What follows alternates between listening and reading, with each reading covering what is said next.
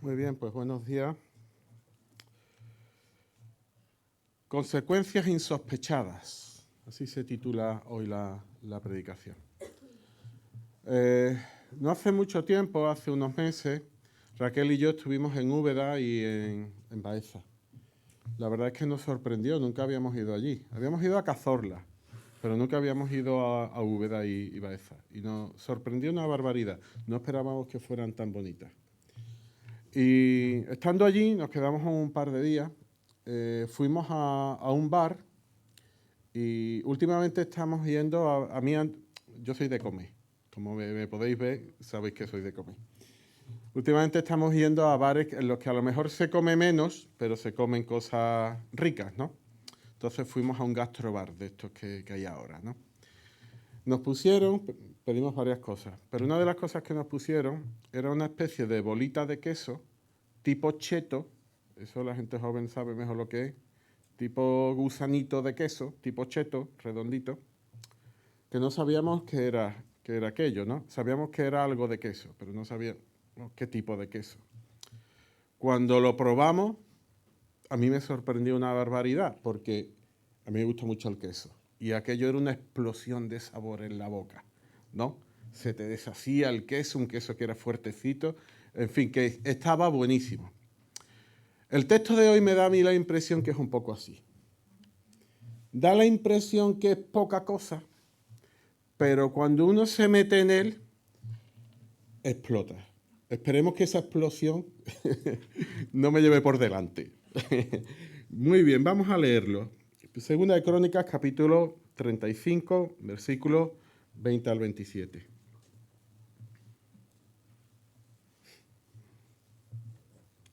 Segunda de Crónicas 35, 20 al 27. Dice así.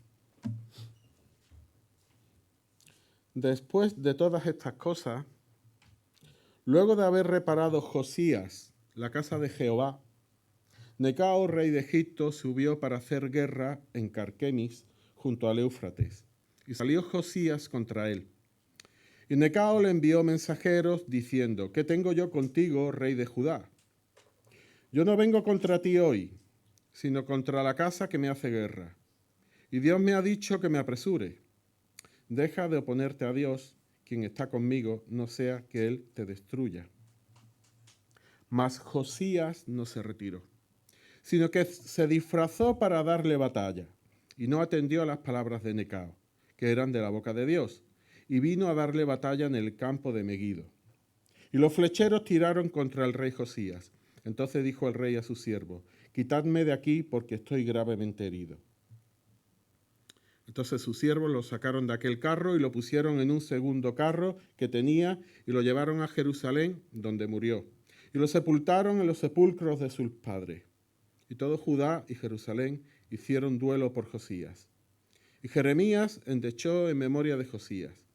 Todos los cantores y cantoras recitan esas lamentaciones sobre Josías hasta hoy. Y las tomaron por norma para endechar en Israel, las cuales están escritas en el libro de lamentos. Los demás hechos de Josías y sus obras piadosas, conforme a lo que está escrito en la ley de Jehová, y sus hechos primeros y postreros, aquí están escritos en el libro de los reyes de Israel y de Judá. Muy bien. Vamos a orar brevemente.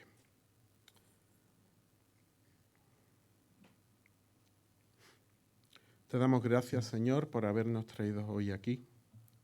Te damos gracias por el privilegio que tenemos de poder alabar abiertamente a tu nombre. Y te damos gracias por la comunión que tenemos los unos con los otros. Y hoy especialmente, pues te ruego que tu Espíritu Santo abra nuestros oídos, ilumine nuestros corazones, y lo que tú quieres enseñarnos a través de este texto, que tú lo hagas, Padre. Te lo ruego en Cristo Jesús. Amén. En 1808, media Europa estaba en guerra. El tema de hoy va de guerra. En 1808, media Europa estaba en guerra. El ejército francés, al mando de Napoleón, pues había invadido media Europa, ¿no?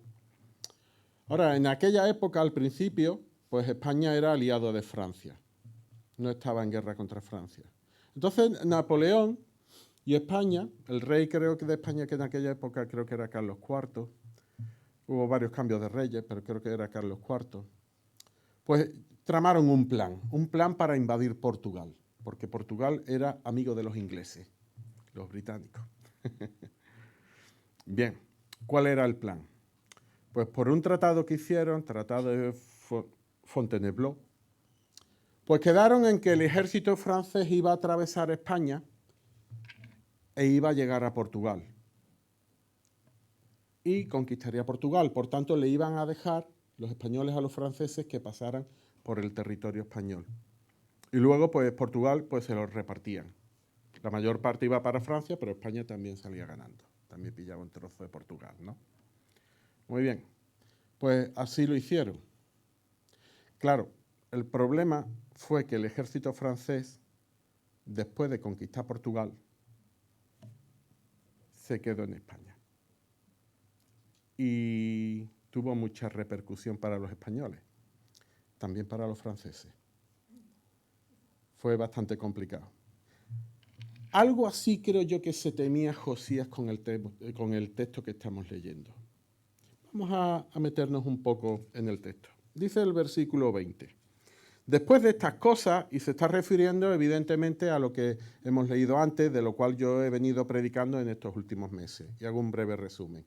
Josías accede al trono, decide seguir al Señor, quita los ídolos del reino, ordena el reino, ordena el templo, aparece el libro de la ley, leen la ley de forma comunitaria a toda la nación y hay un gran avivamiento en toda la nación y celebran una Pascua que dice el texto que como no hubo ninguna antes de Josías, ¿no? Es decir, Josías quizás no sea un rey muy conocido para la mayoría de los cristianos, pero vemos que tiene bastante importancia, ¿no? De hecho, el relato bíblico, el párrafo anterior a este, dice que lo que hizo Josías ninguno lo había hecho antes que él, ¿no? Es decir, vemos que es algo bastante importante. Sin embargo, vemos una muerte bastante tonta, ¿no? Es como la bolita de queso. Lo ves allí y dices, bueno, qué tontería, ¿no? Bueno, vamos a ver por qué murió y cómo murió. Después de todas estas cosas, de todo lo que hizo Josías, cuando Josías había reparado el templo, Necao, rey de Egipto, salió a combatir en Carquemis, junto al Éufrates, y Josías le salió al encuentro. Aquí hay que pararse. Aquí hay que pararse porque muchos a lo mejor no sabemos lo que es Carquemis. Bien, vamos a hacer un repaso histórico del sitio en el que nos encontramos para entender qué es lo que está pasando. Imaginaos que hacemos un triángulo equilátero. Y cada vértice del triángulo que estamos pintando va a ser un gran imperio de la época de Josías. Josías no era un gran imperio en aquella época. Judá era muy pequeñito. A lo mejor en tiempo de Salomón sí, pero ahora el reino de Judá es muy pequeño. Bien, en ese triángulo vamos a tener 3 imperios. En la parte de abajo vamos a tener Egipto. Y en un vértice vamos a tener Asiria, que era un imperio que había dominado el mundo durante un montón de años. De hecho, en tiempos de Jonás, los que dominaban eran los asirios, con Nínive, la capital. Y en el otro extremo vamos a tener a Babilonia, que en aquella época, en tiempos de Josías, es un imperio que está floreciendo. Entonces tenemos un imperio, el egipcio, que casi siempre está ahí. Desde que empieza la Biblia está el imperio egipcio, y de hecho todavía están ahí los egipcios, ¿no?, que tienen cierta importancia en Oriente Medio. Nos encontramos un imperio, el asirio, que está decayendo, y nos encontramos un imperio nuevo, que es el babilónico, los caldeos, que está emergiendo. Vale. Y para que nos hagamos una idea, Judá nos las encontramos más o menos en medio. Es decir, que para ir de un sitio a otro, sobre todo para ir de Egipto a los otros, tienes que pasar por Judá. El camino es más corto. A ver, no tienes que pasar obligatoriamente, te puedes ir por el desierto de Arabia, pero mejor ir por Judá que ir por un desierto de miles de kilómetros. Muy bien. Entonces ya estamos entendiendo qué es lo que pasa. Y lo que pasa es que el imperio asirio está en guerra con el babilónico. El que está cayendo está en guerra con el que está subiendo. ¿Y qué pintan los egipcios? Bueno, pues los egipcios que son aliados de los asirios. son amigos de los asirios. Por tanto, en la batalla de Carquemis, lo que se van a juntar es el ejército asirio, el ejército egipcio, contra el ejército babilónico. Vale, pues ya sabemos más o menos qué significa Carquemis. Que, por cierto, perdió Asiria y Egipto. Por eso vino Babilonia más tarde. Muy bien, ya tenemos una idea de lo que significa Carquemis. Y dice el versículo 21. Necao le envió mensajeros diciendo, ¿qué tenemos tú y yo, rey de Judá? No he venido ahora contra ti, sino contra el pueblo que me hace la guerra, es decir, contra los babilonios. Yo contigo no tengo nada, yo lo único que quiero es pasar por aquí para ir a Carquemis y juntarme con mis amigos los asirios. ¿Qué tengo yo contigo? Y ahora dice algo que es bastante sorprendente, ¿no? Bueno, sorprendente entre comillas. Dios me ha dicho que me apresure, por tu bien. Deja de resistir a Dios porque Él está conmigo, no sea que Él te destruya. Y digo sorprendente porque, bueno, que un faraón hable por boca de Dios puede ser sorprendente. Pero en realidad no es tanto, porque cuando uno mira las distintas guerras a lo largo de la historia, ¿quién es el que dice que no tiene a Dios de su parte? Yo no conozco una guerra en la que no diga los contrincantes que no tienen a Dios de su parte. Entonces, en cierta forma, es lo normal, ¿no? Todo el mundo, ahora mismo los rusos, pues dicen que tienen a Dios de su parte, y los occidentales, pues dicen que Dios está de su parte, que la verdad está de su parte. Cada uno utiliza a Dios como bien le interesa, ¿no? Es decir, de cierta forma no era muy raro aquello. Ahora hay un dato que se nos está escapando y que también debemos de tener en cuenta. ¿Los judíos de quién eran amigos? Bueno, los judíos eran un poco independientes, ¿no? Estaban allí en medio, como he dicho, pero eran ciertamente independientes. Ahora, los judíos habían tenido un problema unos años antes. Y es que el reino, como ya dije en alguna predicación pasada, el reino de Israel se había dividido en dos. En el reino del norte y el reino del sur. Pero el reino del norte había sido invadido en tiempo de Josías. ¿Por quién? Por los asirios. Cuidado. Ya estamos empezando a comprender el pensamiento de Josías. Por los asirios. Habían invadido el reino del norte con 10 tribus hebreas de las 12. Habían hecho distintos cautiverios y se habían llevado a muchos israelitas a otras partes de Mesopotamia, a lo que se le llama las 10 tribus perdidas. En realidad es que muchos también israelitas del norte se fueron al reino de Judá, el del sur. Y otros pues los mezclaron con un montón de gente y luego se lo llevaron al reino del norte y formaron lo que conocemos como Samaria, un territorio mezclado. Con razón en tiempos de Jesús, pues los judíos y los samaritanos no se llevaban bien, porque es que aquellos no eran, digamos, pura sangre. Los judíos sí. Ahora, ¿de parte de quién, en estas circunstancias, de parte de quién estaría Josías? Es decir, llegan los egipcios, que son amigos de los asirios, pero los asirios son los que se han cargado a mis hermanos. Los amigos de tus enemigos, ¿quiénes son? ¿Tus enemigos? Pues esto es lo que estaba pasando, ¿no? Llegan los egipcios, amigos de los enemigos de los israelitas. ¿Tú qué habrías hecho? Si llega alguien a tu casa, imagínate que tienes una parcela. Y llega alguien y dice, mira que yo voy a pasar por tu parcela porque quiero llegar a la otra. Y tú dirás, bueno, me tendrás que pedir permiso. No, yo voy a pasar sí o sí. Bueno, tú pasarás si yo quiero. No, voy a pasar sí, y de hecho paso. ¿Tú cómo actúas? ¿Dejas pasar a la gente? ¿O te pones a las malas? Josías se puso a las malas. Muy bien, pues nos vamos al versículo 22. El primer punto que hemos estado viendo es un intruso indeseado, porque Necao era un intruso indeseado, amigo de mis enemigos. Nos vamos al versículo 22 y nos vamos ahora al punto llamado un impulso incontrolado. Es decir, un intruso indeseado y un impulso incontrolado. Vamos a ver qué hace Josías con aquella invasión que estaba sufriendo por parte del imperio egipcio. Versículo 22. Pero Josías no se apartó de él. Es decir, que no dejó que pasara.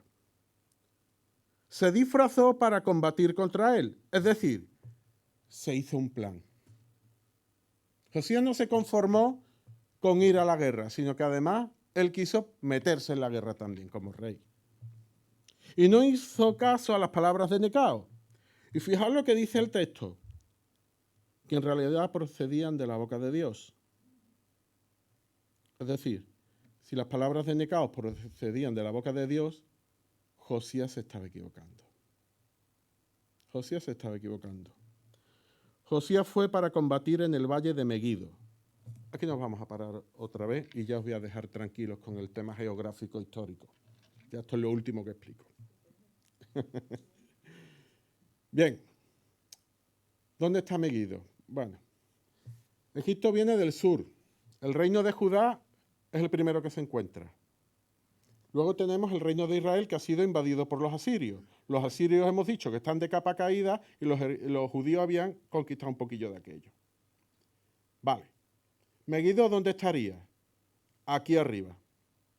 Es decir, que cuando pasan los egipcios, pasan de largo por todo el reino de Judá. Van por la costa, por Filistea, y pasan de largo todo el reino de Judá. Y llegan prácticamente al norte de Israel.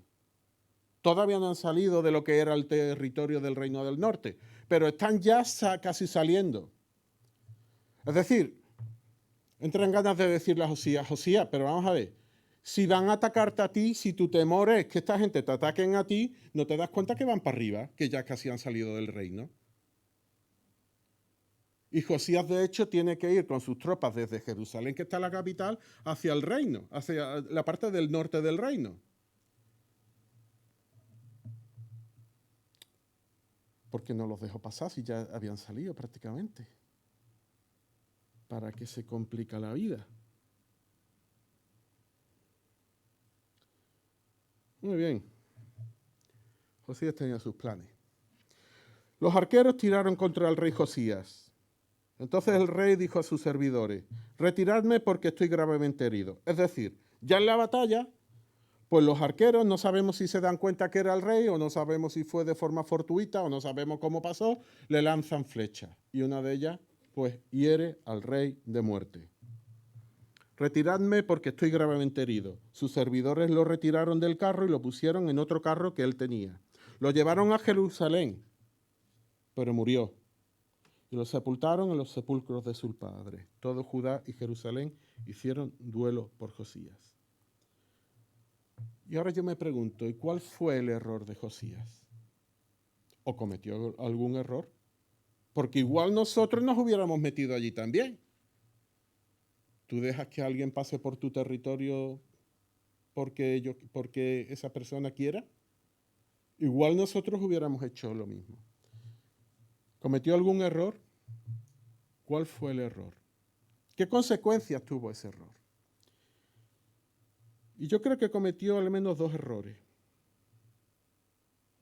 Y os explico el primero. Al principio del reinado de Josías descubre el libro de la ley. Y descubre que está bajo una maldición tremenda porque el pueblo de Israel, el pueblo de Judá, no había obedecido la ley de Dios. Y estaban bajo una maldición tremenda. Y el Señor de alguna forma hace un paréntesis en el reinado de Josías, porque le está teniendo en cuenta, y permite que tenga un reinado pues bastante bueno. Si tienes una maldición encima de tu cabeza, ¿qué haces metiéndote en historias que no van contigo? ¿no deberías de tener más cuidado? Y creo que esto tiene una aplicación directamente también para nosotros. Es decir, es como si... Aquí yo sé que hay algunos que les gusta el fútbol. Yo no soy demasiado futbolero, pero bueno, también me gusta. En el Mundial, cuando vi a España perder con Marruecos, en el tiempo de descuento uno como que se pone tenso, ¿no? Ya ahí, no sé, si te meten un gol al principio del partido, bueno, tienes 90 minutos para recuperarlo. Pero como te metan un gol en la prórroga o en el tiempo de descuento, como que te pones nervioso, ¿no? Y de hecho, al final, en el tiempo de descuento, cuando te dan 2 o 3 minutos para que acabe el partido, pues a veces se hacen cosas que tú dices, pero ese hombre, ¿cómo hace eso? Los porteros subiendo al campo a rematar, ¿no? Como el del Sevilla que metió un gol. Ves cosas que no ves en otras circunstancias, ¿no? Es decir, a veces actuamos de forma distinta en función de los tiempos. ¿Y qué nos dice la palabra de Dios con respecto a esto? Dice el Salmo 90, enséñanos de tal modo a contar nuestros días que traigamos a nuestro corazón sabiduría. ¿Y qué repercusiones tiene para esto? Yo pienso que Josías debería haber valorado los tiempos en los que se encontraba. No era tiempo de guerra. ¿Y en qué tiempo nos encontramos nosotros? Cada uno de nosotros estamos en una etapa distinta. Hay gente joven, hay gente que estamos casados, hay gente que tenemos niños, hay ya personas mayores. ¿Y qué dice Dios para cada etapa de la vida? Muchos de la gente joven pues, tendrá ilusión por formar una familia, por tener un futuro, por tener un trabajo, por hacer muchas cosas. ¿Y qué dice Dios para esa etapa? No hace mucho prediqué sobre Eclesiastés y prácticamente era una predicación sobre esta etapa que decía simplemente, acuérdate de Dios. ¿Y qué hacemos aquellos que tenemos niños? Acuérdate de Dios. Y aquellos que son mayores, pues lo mismo, acuérdate de Dios. Pero cada uno tiene unas circunstancias distintas. Los que estamos trabajando, que los niños son grandes, por ejemplo, ¿cómo puedo acordarme de Dios en mi trabajo? Si estás estudiando, ¿cómo puedes hacerlo en tu estudio? Aprende a entender los tiempos en los que te encuentras. Creo que ese fue el primer error de Josías, pero el segundo creo que es todavía más evidente. Josías, cuando se encuentra el libro de la ley, lo lee. Ve que está bajo maldición. Va a hablar con una profetisa. Ora al Señor. Y aquí va a la guerra y no hay ni un registro que consultó nada con Dios. No consultó nada con Dios. Y supongo que sería por varios motivos. Y el primer motivo es cómo Dios va a hablar a través de un inconverso. Cómo Dios va a hablar a través de un incircunciso, como dirían ellos, como Necao. De un enemigo de Israel. Es decir, en cierta forma, Josías tenía prejuicios. Porque él determinaba a través de cómo hablaba Dios. Ellos pensaban que Dios hablaba a través de los judíos, no de los egipcios.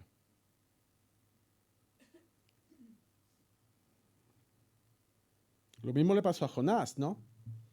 Jonás le dice a Dios, ve a Nínive, los asirios, y predica para que se conviertan. Sabemos la historia, Jonás dice, no, yo no voy. Ahora, yo cuando era pequeño digo, no, Jonás no fue porque temería que lo mataran, no. Jonás no fue por eso. Jonás no fue porque no quería que se convirtieran los enemigos. Jonás no fue porque odiaba a sus enemigos. Prejuicios, orgullo, creernos mejor que otros. Pero es que cuando voy a los evangelios también lo veo. Lo veo en los fariseos cuando Cristo se junta con los pecadores, con los publicanos, los que tenían mala fama, mala reputación, y ellos se creen mejor que los otros, ¿no? Pero es que lo veo en los discípulos. Cuando hay personas, como pueden ser los leprosos o los ciegos, y le dicen, no molestes al maestro. Y va Cristo, por ejemplo, y toca al leproso.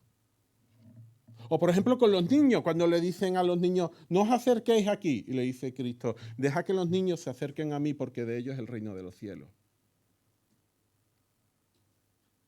Claro, y la cuestión que deberíamos de preguntarnos es, ¿y qué prejuicio tenemos nosotros? Porque a veces nos creemos que como creyentes Dios nos habla solo a nosotros. ¿Seríamos capaces de discernir la palabra de Dios, la voz de Dios hablando a través de una persona que no sea cristiana? ¿O cerraríamos nuestros oídos por nuestros prejuicios? Pero es que también su comportamiento vino determinado por sus sentimientos. Como odio a los asirios, odio también a los egipcios. Y como odio a esta gente, voy a la guerra contra ellos. ¿Por qué no oyó a Dios? ¿Por qué no consultó a Dios? ¿Por qué actuó de forma tan precipitada? ¿Sería a lo mejor que no quería escuchar la voz de Dios? Pues no lo sabemos porque el texto no lo dice. Pero es que hay más condicionantes que determinan nuestro comportamiento, las tradiciones. Veía el otro día un vídeo muy interesante de un estudio, igual alguno de vosotros lo ha visto. Es muy interesante porque pone de manifiesto cómo las tradiciones nos condicionan nuestro comportamiento. Y el experimento era que ponían 5 monos y ponían una piña de plátano y una escalera para subir a la piña de plátano. Entonces, pues os podéis imaginar lo que pasa. Un mono va y se come un plátano. Ahora, cada vez que un mono iba, uno de los 5, y se comía el plátano, a los demás le tiraban un cubo de agua. A los monos el agua no les gusta.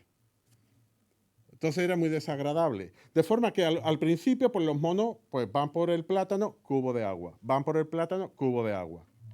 Llega un momento que el primero que pisaba la escalera, los otros 4 iban y le pegaban una paliza. Porque ya habían aprendido que le iba a caer un cubo de agua. Entonces todos en un momento dado tenían hambre, van a coger el plátano y el resto va y le pega la paliza al mono, ¿no? Vale, bastante interesante el experimento. Yo no sé a quién se le ocurre estas cosas, pero bueno. Llega un momento que uno de los monos, esto que ya había aprendido, que estaba allí, pues lo quitan. Y meten un mono nuevo. Imaginaos lo que hace el mono nuevo. Va corriendo a coger el plátano, evidentemente. Los otros 4 le pegan la paliza. Sacan al mono número... sacado al mono número 5. Sacan al mono número 4. Viene otro mono. Evidentemente este es nuevo. Va por el plátano, le pegan la paliza. Poco a poco lo van sacando a todos. Y llega un momento que todos los monos que están allí son nuevos. No hay ni un mono antiguo. ¿Y sabéis lo que pasa? Que el último que viene va por el plátano y le siguen pegando la paliza. ¿Por qué? Porque siempre se ha hecho así. Como las cosas se hacen así, pues no sabemos por qué se hacen así, pero hay que hacerlas así, ¿no? ¿Qué determina nuestro comportamiento? ¿Qué determina nuestras decisiones? Estos son solamente algunos ejemplos. Hay una frase que me llama la atención y creo que se cumple aquí. Una frase, un principio de economía. Y dice así: rentabilidades pasadas no garantizan rendimientos futuros. ¿Qué quiere decir esto? Que cuando tú tienes un fondo de inversión o tú tienes ciertos beneficios en bolsa y ganas dinero en un determinado artículo, en acciones de un banco o lo que sea, y has ganado mucho dinero y te ha ido muy bien, ten cuidado. Porque el hecho de que hayas tenido mucho beneficio en el pasado no significa que lo vayas a seguir teniendo, ni en el presente ni en el futuro. Ten cuidado con eso. Y en cierta forma, La vida cristiana creo que es así. Y déjame que me explique. Tenemos un Dios que es fiel. Tenemos un Dios que es inmutable. No cambia. Que nos ha dado su palabra que también es inerrante. No cambia tampoco, inmutable. Pero nosotros sí. A Josías lo que le pasó es que había seguido a Dios durante toda su vida. Y ya he explicado de forma resumida su vida con el Señor. Pero el hecho de haber tenido una vida consultando a Dios no garantiza que tomes la decisión adecuada en el presente. Porque si te dejas llevar por tus prejuicios, por tus tradiciones, por lo que tú crees, en vez de por lo que Dios dice, puedes cometer un error. Es decir, en la vida cristiana no se puede vivir de la renta. Tenemos que vivir del presente y de una dependencia diaria con el Señor, no de lo que has vivido.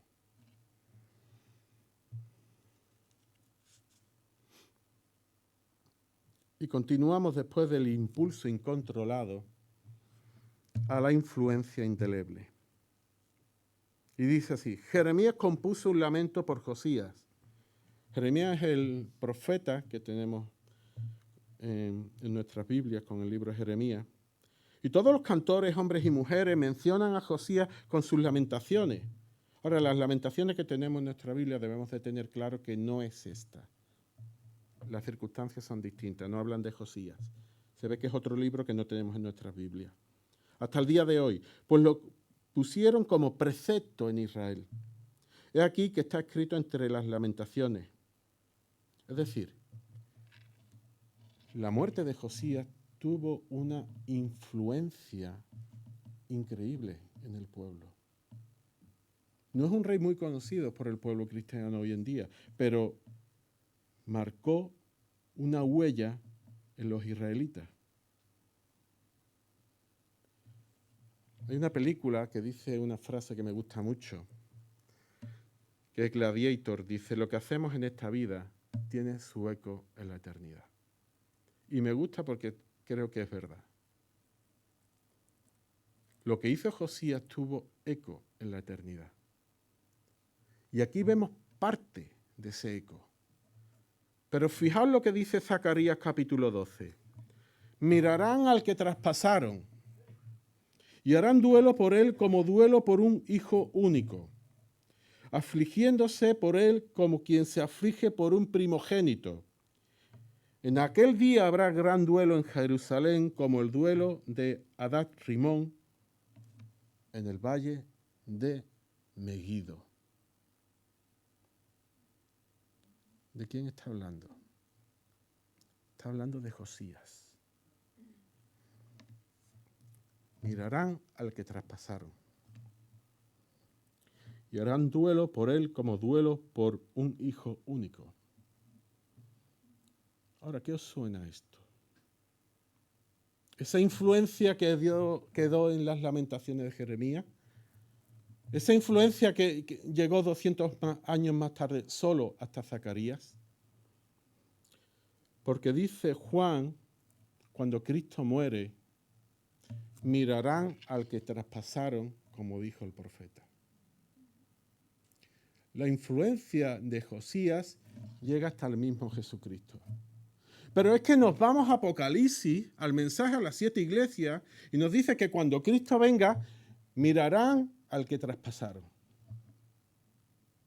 Es decir, de la misma manera en que traspasaron a Josías, traspasaron a Cristo. A lo mejor a Josías lo hicieron con una flecha y a Cristo fue con una lanza. Pero aquella marca fue la misma. Lo que hacemos en la vida tiene su eco en la eternidad. Y ahora hay algo más grande de lo que estamos hablando en esta historia. Por eso la bolita de queso creo que explota. Y es porque ¿qué significado tendrían para el pueblo de Israel, el pueblo de Judá cuando murió Josías? ¿Qué pensarían?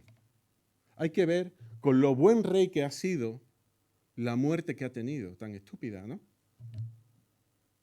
¿Qué hacemos cuando lo que el Señor hace pues no tiene sentido?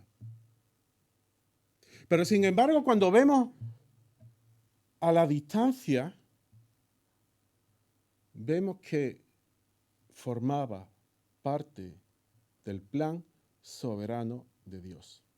Aunque en un principio no tuvo ninguna, no podían entenderlo. Pero cuando vemos a la distancia, vemos que Dios utiliza la muerte de Josías, una muerte un tanto estúpida, y la toma como ejemplo para lo que va a hacer con su hijo. De forma que algún día veremos a Cristo y veremos que lo traspasaron.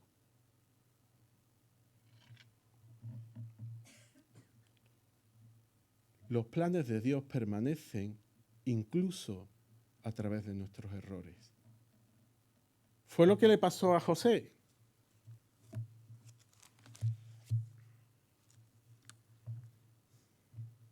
Vosotros pensasteis mal contra mí. Y le está hablando a los hermanos, que intentaron matarlo, intentaron venderlo, mas Dios lo encaminó a bien. Para hacer lo que vemos hoy, para mantener en vida a mucho pueblo. Cuando tenemos dificultades no sabemos lo que Dios está haciendo con ellas. Es posible que no tengan ningún sentido y seguramente no las comprendamos, pero los planes de Dios son mucho más grandes que nuestra comprensión. Por tanto, confiemos en ellos.